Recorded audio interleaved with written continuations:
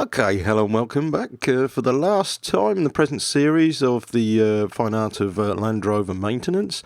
So basically what I've got to do is show you about tracking. Since in a previous video we set some new bars onto the vehicle. Now in this video I'm going to lead you through how to set up the tracking on your vehicle.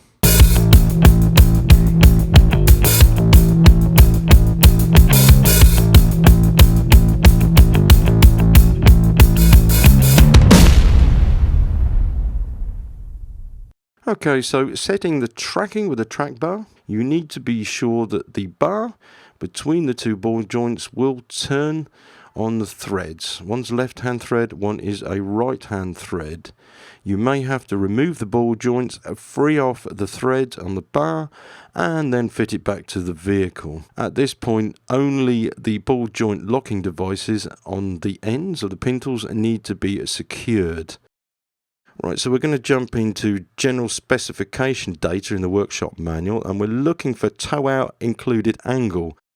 So basically that will be parallel to 20 minutes toe out. Now this is quite important because it is near as damn it parallel, so your tyres will be parallel.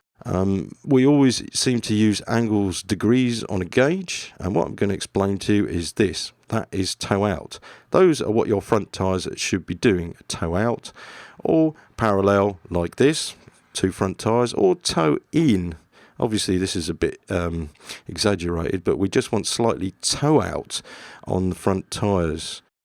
Basically parallel, okay, it's acceptable. However, if you have your tyres that are slightly toe out as the vehicle is driving, okay, we've got a toe out just slightly as it's driving, it will try and push it towards the centre and have the tyres parallel. This is how Land Rover worked out the best way to not have your tyres worn on one edge. So if you have worn edges on your tyre, i.e. the inner edge, it will mean that you have excessive toe out. Likewise, excessive toe in means it will wear on the outside edge. So, in summary, if you want to save yourself some money over a long period of time, get your tracking right. Right, so we have our front wheels and axle. I apologise for the animation here, but this measurement here from the rims on the front and also the measurement on the back, if in parallel, should be exactly the same. We use a gauge like this, which is for setting or gauging and setting the tracking from the wheel rims. Now basically this has a picture target here, and it is reflected in the mirror, and we want to line up a marker in the periscope with the arrow. Okay, then we know where our settings are at and then adjust. So basically we use the gauge and set them on the rims or the edge of the rims. So the gauge is pointing towards each other across the vehicle. Now basically what I'm doing first of all is to move this so I can see when it's targeted in the mirror, it will show me how far out or where the tracking exactly is. So the gauge will show us how many degrees and minutes off center we are, and the 0 is parallel. So we lined up our vehicle on the workshop floor, and then we set our gauges up on the rims. This is actually an old device, but it's acceptable for a Defender. A laser line, you can align the rear and the front axles as well. However, on a Defender, it is not necessary to do. All well and good. I know you don't have one of these, so we're going to do this a different way. Okay, so remembering what I said earlier, if we measure the rims on the front and on the back of the rims, they should be exactly the same length to indicate that the tracking is a dead set parallel. This is acceptable for your Defender. Right, so what I have here is a mop with a removable head, and the handle is actually also extendable. What we can do is extend the rod to touch either rim of the wheel at the front. So we extend it and then we can lock the bar off. We have the measurement for the front. You could do this with a tape measure, but it is a bit more awkward. However, what I'm trying to ascertain is getting the same length on the rims at the front, and then checking at the rear on the front rims like so, and then adjusting the difference until they are exactly equal. Lengthening the bar length will make it toe in, and shortening the bar will make it toe out. So basically what we need to do is make sure we can adjust this bar so we have the measurement on the rims both exactly the same. You need to have the wheels on the vehicle, obviously. Each time just roll the vehicle back and push it forwards, so you are then realigning your wheels. You can then do this until they're absolutely perfectly matched. Right, so we took a little bit of time doing this, possibly about half an hour, just making sure that the length on the rod was exactly the same. But in all honesty, it is better to have it set up professionally. Now, what I'm going to show you here is how far out we were when we set the tracking. Okay, so basically we were 20 minutes toe in when it should have been 20 minutes toe out. So we're nearly a complete degree out. This is really where you need a proper gauge to set your tracking with. After setting your tracking, ensure that all locking devices on the track rod are tight. Okay, since we fitted quite a lot of steering components, we need to also straighten up our steering wheel. Now, setting the drag link differently is going to offset your steering wheel.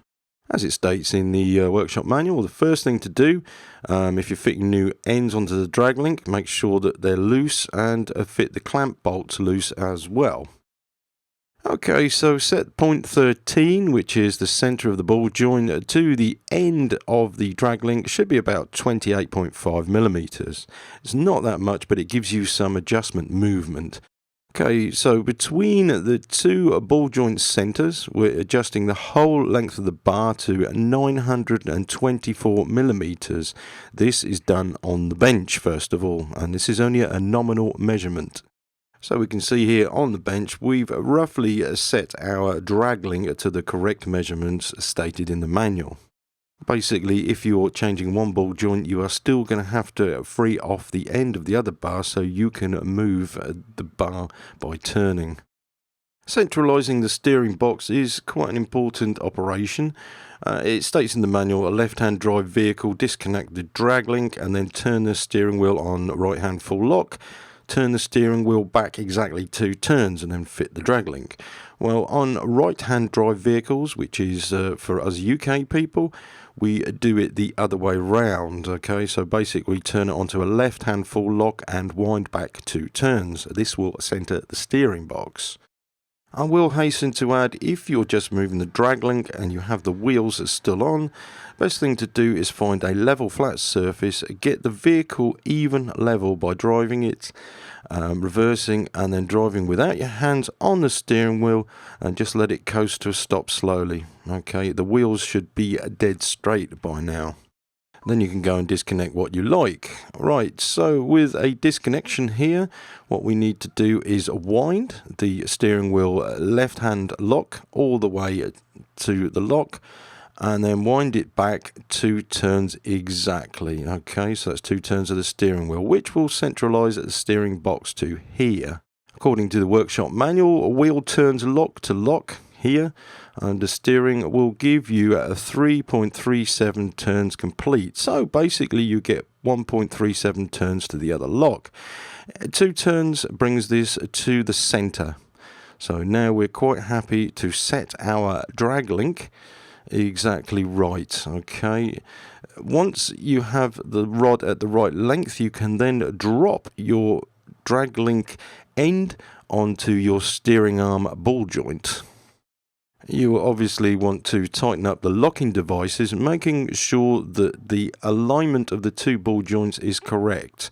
You can check out our tutorial on fitting these in the first place so you understand what I mean. But also you want to torque up your nuts, your securing nuts, and secure them with any fasteners that is required. In this case is a castellated nut with a split pin.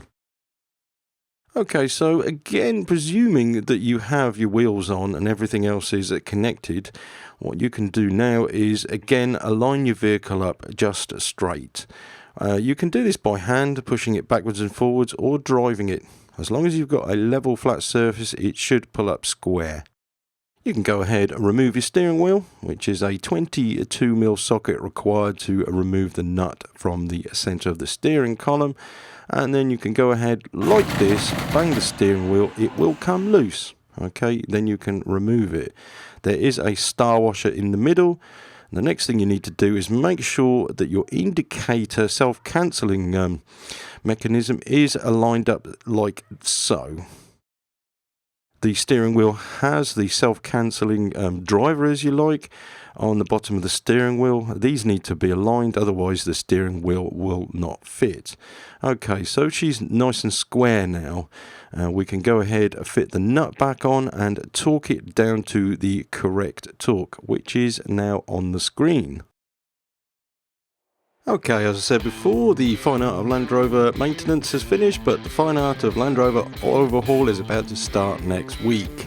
We're basically carrying on with this project, so watch out for the next video and I'll explain a lot more about it.